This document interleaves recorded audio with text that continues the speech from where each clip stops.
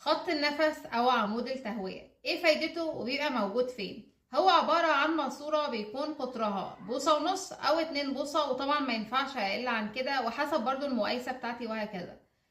طيب، دي بتكون متركبة جنب عمود العمل. يعني انا دلوقتي المفروض لما اجي ابص على المبنى بتاعي الاقي عمود الصرف وعمود العمل والاقي خط النفس اللي بنقول عليه.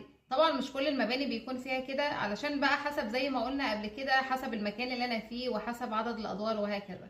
يعني غالبا اغلب الوقت في القرى مش بيعملوا كده، علشان بقى بغرض ان انا اوفر في التكلفة وهكذا. ولو الدور صغير، المبنى يعني ارتفاعه صغير، دورين ثلاثة، ممكن محتاجش الكلام ده. يعني انا عندي دلوقتي عمود اللي هو التهوية او خط النفس لازم اعمله لو المبنى هيزيد عن 5 ادوار.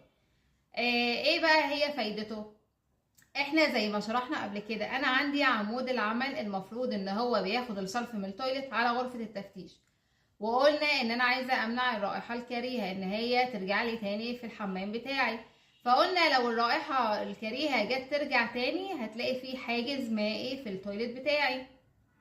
طيب تعالوا بقى كده نتخيل لو انا دلوقتي بضغط الفلاش بتاعي. ما انا ممكن اصلا مع اللي هو من الضغط وبيتولد اللي هو بريشر وكده، فهيبقى فيه نيجاتيف بريشر. ده ممكن اصلا، تعالوا نتخيل لو ده سحب الميه اللي موجوده في التويليت. احنا كل تويليت عندنا بيكون فيه شويه ميه كده موجودين علشان نمنع اللي هو يعني الرائحه الكريهه. طيب الميه دي لو اتسحبت طبعا دي هتبقى مصيبه، لان ده هيخلي بقى دايما الحمام ريحته وحشه وهكذا.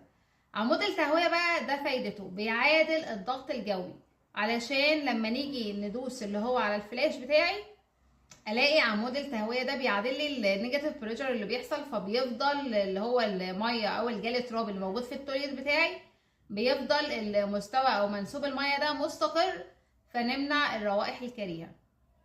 وزي ما قلت لو المبنى عندي زايد عن 5 ادوار لازم طبعا اعمل عمود تهويه، ويفضل ان احنا برضو نعمله 2 بوصة.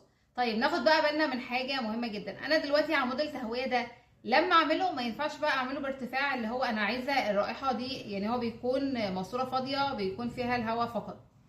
لازم تعمله بطول المبنى بتاعك، وكمان ما ينفعش تسيبه لحد السطح. وارد ان انا لو طلعت على السطح ما انا كده هشم الرائحه الكريهه دي. فبنخلي كمان ارتفاعه اعلى من السطح بتاعي 1.5 متر او 2 متر.